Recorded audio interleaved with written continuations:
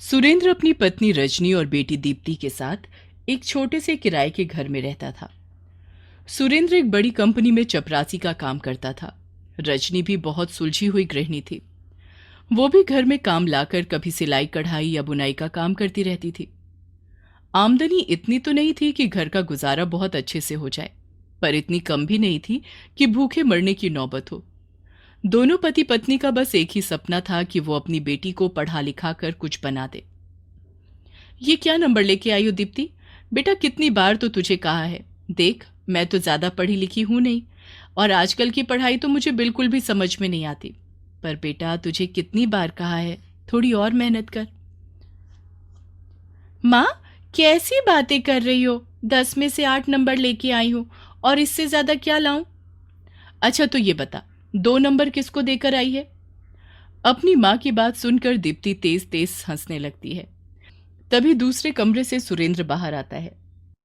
तू भी ना रजनी, कभी कभी बेसर पैर की बातें करती है। 2 ही तो नंबर कम है, अगली बार ले आएगी। हाँ हाँ, दोनों बाप बेटी मिलकर मेरा मजाक उड़ाओ, और तो कुछ आता नहीं है तुम दोनों को। बस कर, दीप्ति को और दांत दिखाने की जरूरत नहीं है, वरना तुझे आज रात का खाना नहीं मिलेगा। बाबा, मैं तो बहुत डर गई। बगैर खाना खाए तो मुझे नींद ही नहीं आएगी भाई। एक बात तो तय है, सबसे पंगा लो, पर कभी माँ से मत लो, वरना भूखे सोने की नौबत आ जाएगी। इस छोटी सी नोकझोंक के बाद सब लोग खाना खाते हैं और सोने चले जाते हैं। दीप्ति पढ़ाई में बहुत अच्छी थी और उसने मन ही मन ठान रखा था कि वो अच्छी पढ़ाई करके किसी बड़ी कंपनी में नौकरी करेगी। दीप्ति के पास पढ़ाई के साधन ना के बराबर थे। कभी कभी वो अपनी सहेली नीमा के घर पढ़ने चली जाती थी। नीमा के पिताजी एक बहुत अच्छी कंपनी में काम करते थे और उनके घर में सब तरह की सुख सुविधाएं भी थीं। नीमा दीप्ति को कंप्यूटर इस्तेमाल करने देती। उसके बदले में वो दीप्ति से मैथ और साइंस पढ़ती। नीमा की माँ कभी कभी दीप्ति के इतने इंटेलिजेंट होने पर चिढ़ जाती थी। वो भी दाल रोटी और सब्जी खाती है और तेरी ही क्लास में पढ़ती है, पर मुझे समझ में नहीं आता वो हर बार तुझसे ज्यादा नंबर कैसे लाती है। और एक तेरे को सारी चीजें ला कर दी हुई हैं, फोन तेरे पास, कंप्यूटर है तेरे पास, और पढ़ाई के नाम पर तेरे पास कुछ भी नहीं। बस करो माँ, अब मैं इतनी भी नालायक नहीं हूँ। 2-4 नंबर ही कम लेकर आती हूँ उससे। पर क्यों? उसके बराबर या उससे ज्यादा क्यों नहीं लाती? वो इसलिए क्योंकि उसे अपनी जिंदगी सुधारनी है, और आप लोगों को तो बस मेरी शादी करनी है। क्या करूं फिर इतना पढ़ लिख कर और नंबर लाकर? बस जवाब दिलवा लो चाहे जितने। दीप्ति और नीमा 12वीं में पढ़ती हैं। सुरेंद्र ने एक एक पैसा जोड़कर दीप्ति को इतने अच्छे स्कूल में डाला हुआ था। महीने के 15 दिन सुरेंद्र सिर्फ अपनी बेटी के लिए ओवर टाइम करता, ताकि वो स्कूल की फीस अच्छे से दे सके। और दीप्ति ये सब जानती थी, इसलिए वो बहुत मेहनत करती थी। एक दिन सुरेंद्र बुखार में तपा हुआ ऑफिस से घर आता है। अरे, आपको तो तेज बुखार है, चलो मैं तुम्हें डॉक्टर को दिखा कर लाती हूँ। चलो माँ, मैं भी तुम्हारे साथ चलती हूँ। रजनी और दीप्ति दोनों सुरेंद्र को लेकर डॉक्टर के पास जाते हैं। डॉक्टर कुछ टेस्ट लिखता है और टेस्ट की रिपोर्ट आने के बाद, इनको टाइफाइड हुआ है, खाने पीने का ध्यान रखो, और ये दवाइयां मैं दे रहा हूँ वो इन्हें टाइम टू टाइम देते रहो, और 4 दिन बाद आकर फिर से दिखा। सुरेंद्र का टाइफाइड ठीक ही नहीं होता। काफी दवाइयां करने के बाद भी सुरेंद्र की तबीयत दिन पर दिन खराब होने लगी। 1 महीने से ऊपर हो जाता है। सुरेंद्र बिस्तर से नहीं उठ पाता। रजनी और दीप्ति दोनों सुरेंद्र की सेवा में लगी रहती हैं। दीप्ति के फाइनल एग्जाम शुरू होने वाले थे तो एक दिन, दीप्ति बेटा, अपनी पढ़ाई पर ध्यान दो, तुम्हारे पिताजी को मैं देख लूंगी। तुम्हें अच्छे नंबरों से पास होना है। ये सुख दुख तो जीवन में चलता रहता है, तुम अपने लक्ष्य से ध्यान मत भटकाओ। मैं पढ़ाई कर रही हूँ, पर उतना नहीं कर पा रही। अब आप पापा को देखो और मैं अपनी पढ़ाई पूरी कर लेती हूँ। 1 महीना और बीत जाता है। दीप्ति के एग्जाम आ जाते हैं और सुरेंद्र की तबीयत ठीक नहीं होती। स्कूल वाले दीप्ति को बोलते हैं कि तुमने अभी 3 महीने से अपनी फीस जमा नहीं कराई है। पहले अपने स्कूल की फीस जमा कराओ, तभी तुम्हें पेपर में बैठने दिया जाएगा। ये सुनकर दीप्ति रोने लगती है। घर आने पर, माँ, स्कूल वाले बोल रहे हैं पहले 3 महीने की फीस जमा कराओ, तभी वो मुझे एग्जाम में बैठने देंगे। हे भगवान, जो भी जमा पूंजी थी वो तो सब इन पर खर्च हो गई है। अब बेटी की फीस के लिए कहाँ से पैसे लाऊं? रजनी अपनी बेटी की पढ़ाई को लेकर बड़ी परेशान हो जाती है। सुरेंद्र की तीमारदारी के चलते वो घर काम भी नहीं ला पा रही थी। तभी उसे अपने हाथ में पड़ी हुई छोटी सी सोने की अंगूठी दिखाई देती है। वो अंगूठी उतार कर सुनार के पास बेच आती है और वहां से मिले पैसों से दीप्ति की फीस भरती है। दीप्ति एग्जाम में बैठ जाती है और अपने सारे पेपर बहुत अच्छे से देती है। अब धीरे धीरे सुरेंद्र की तबीयत भी ठीक होने लगती है और थोड़ी तबीयत संभलने पर सुरेंद्र अपनी कंपनी में जाता है। सुरेंद्र, तुम 3-4 महीने बीमार रहे हो और ऑफिस भी नहीं आ पाए। इतने टाइम के लिए हमने यहाँ पर दूसरा चपरासी रख लिया। अब तुम्हारे आने पर हम उसे इस तरह नहीं निकाल सकते। थोड़े दिन इंतजार करो, मैं तुम्हें वापस कंपनी में बुला लूंगा। सर, हो सके तो जल्दी बुला लेना। घर के हालात काफी खराब हो चुके हैं। अगर काम नहीं मिला तो बहुत मुश्किल हो जाएगी। ये क्या कह रहे हो? थोड़ा समय समय नहीं बताया? कितने टाइम बाद वापस बुलाएंगे? अब मैं क्या बता सकता हूँ रजनी, मेरे को तो सुनकर बड़ा ही अजीब लग रहा है। इतनी जल्दी कहीं दूसरी जगह नौकरी भी नहीं मिलेगी। तभी दीप्ति वहां आती है। पापा, आप परेशान मत हो।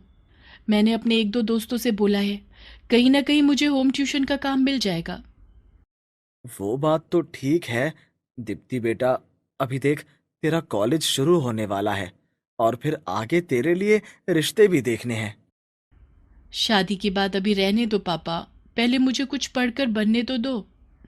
दीप्ति को अपने दोस्तों की सहायता से 2-3 जगह होम ट्यूशन का काम मिल जाता है, पर घर की माली हालत बहुत बिगड़ जाती है। रजनी भी कुछ कुछ कपड़े लाकर सिलाई कढ़ाई करने का काम शुरू कर देती है। सुरेंद्र रोज कहीं ना कहीं जॉब के लिए जाता, पर निराश खाली हाथ फिर रात को घर वापस आ जाता। जॉब ना होने की वजह से सुरेंद्र काफी चिड़चिड़ा हो जाता है। उसे छोटी छोटी बातों पर गुस्सा आने लगता है। जब भी घर आता हूँ ये तू सिलाई कढ़ाई लेकर बैठ जाती है। क्या जताना चाहती है कि क्या तू ही काम करती है? कैसी बातें कर रहे हो? ये काम क्या मैंने अभी शुरू किया है? ये तो मैं बरसों से करते हुए आ रही हूँ। हाँ हाँ, मुझे बताने की जरूरत नहीं है। तूने तो मुझे बिल्कुल नकारा ही समझ लिया है। दीप्ति अब रोज रोज के झगड़ों से परेशान होने लगी थी। वो मन ही मन ठान लेती है कि अब उसे कॉलेज के साथ में नौकरी भी करनी पड़ेगी। तभी एक दिन वो रास्ते से आ रही होती है। उसे एक इश्तिहार लगा नजर आता है। अगले दिन वो सुबह कंपनी में इंटरव्यू देने जाती है। तुम तो अभी फर्स्ट ईयर में ही हो। ऐसी क्या मुश्किल आन पड़ी है कि तुम्हें जॉब करनी पड़ रही है? सर, मेरे घर की माली हालत ठीक नहीं है। कुछ समय पहले मेरे पापा की जॉब उनकी बीमारी के चलते छूट गई। तुमने यहाँ लिखा है कि तुम ट्यूशन पढ़ाती हो। जी सर, मैं अभी वक्ती तौर पर ट्यूशन पढ़ा रही हूँ। सॉरी बेटा, आपके लिए यहाँ पर जॉब नहीं है। लेकिन मेरा छोटा बेटा पढ़ाई में काफी कमजोर है। अगर तुम उसके नंबर अच्छे लाने में मदद करोगी तो मैं तुम्हारी पढ़ाई में मदद करने के अलावा तुम्हें एक अच्छा अमाउंट भी दूंगा। अपने घर के हालात देखकर दीप्ति उन्हें हाँ कह देती है। घर आकर वो अपने माँ बाबा को भी बता देती है कि उसकी जॉब लग गई है। अगले दिन दीप्ति उस बच्चे को पढ़ाने उसके घर जाती है। वो देखती है कि वो बच्चा काफी शरारती है। 9th क्लास में होने के बाद भी वो अपनी पढ़ाई को सीरियसली बिल्कुल भी नहीं ले रहा। ठीक है भानु, अगर तुम्हारा दिल पढ़ाई में नहीं लगता तो कोई बात नहीं, मैं तुम्हें आज कुछ भी नहीं पढ़ाऊंगी। बस तुम अपने बारे में बताओ, तुम क्या करते हो, तुम्हारे क्या क्या ड्रीम्स हैं, सब कुछ। और मैं देखना चाहती हूँ कि तुम सच में इतने नालायक हो जितना सब बोलते हैं, या तुम कुछ कर सकते हो। मैं तुम्हें 4 सवाल दूंगी, वो तुम्हें करके दिखाने हैं, ठीक है? इस तरह दीप्ति भानु का मन पढ़ाई की तरफ खींच लाती। थोड़े दिनों बाद भानु दीप्ति से पढ़ने लगता है और बहुत दिल लगाकर वो अपने सारे सवालों को हल करने लगता है। पहले ही टेस्ट में भानु बहुत अच्छे नंबर लेकर पास होता है। मैं उस दिन तुम्हारे पेपर देखकर ही समझ गया था कि तुम बहुत ही इंटेलिजेंट लड़की हो। जिस बच्चे को आज तक कोई भी ट्यूटर नहीं पढ़ा पाया उसे तुमने कितनी आसानी से पास करवा दिया। सुरेंद्र की भी नौकरी लग जाती है, कम पैसों की ही सही, पर जब वो काम पर जाने लग गया तो उसका दिमाग भी शांत हो जाता है। देखते ही देखते दीप्ति की ग्रेजुएशन पूरी हो जाती है और जिस लड़के भानु को वो पढ़ा रही थी उसकी भी 12th हो जाती है। जिसमें वो अपने स्कूल में सेकंड आता है। कंपनी का मालिक खुश होकर दीप्ति के घर वालों से मिलने की बात करता है। क्या? मैं अपने माता पिता को यहीं ले आऊंगी। मेरा घर बहुत छोटा है और छोटे से एरिया में है। उससे तो कोई फर्क नहीं पड़ता। मुझे तो लगता है कि तुम मुझे चाय नहीं पिलाना चाहती हो। कैसी बातें कर रहे हैं सर? आपका वेलकम है। आप कभी भी हमारे घर आ सकते हैं। अगले ही दिन कंपनी का मालिक दीप्ति के घर पहुंचता है। रजनी अपनी क्षमता के अनुसार खाना बनाती है। कंपनी के मालिक के साथ उसकी पत्नी और बड़ा बेटा भी आते हैं। सुरेंद्र जी, हमारे यहाँ आने के दो मकसद थे। एक तो आपसे मिलना और दूसरा दूसरा क्या सर? यही कि हम अपने बड़े बेटे अनिल के लिए दीप्ति का हाथ मांगने आए हैं। ये सुनकर सुरेंद्र और रजनी एक दूसरे की तरफ देखने लगते हैं। दीप्ति भी हैरान होकर कंपनी के मालिक को देखने लगती है।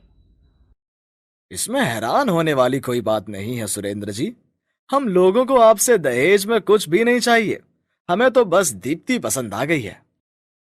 पर आप कहाँ, हम कहाँ, हमारा तो कोई मेल ही नहीं है। मेल तो मिलाने से मिलता है। और हाँ, दहेज वहेज की बिल्कुल भी टेंशन मत लेना। हम तो आपके घर से सरस्वती लेकर जा रहे हैं। ये सुनकर सुरेंद्र और रजनी बहुत खुश होते हैं और थोड़े समय बाद अपने सामर्थ्य के अनुसार वो दीप्ति की शादी अनिल से करा देते हैं। बेटी की शादी कराने के बाद दोनों गरीब माँ बाप भगवान का धन्यवाद करते हैं।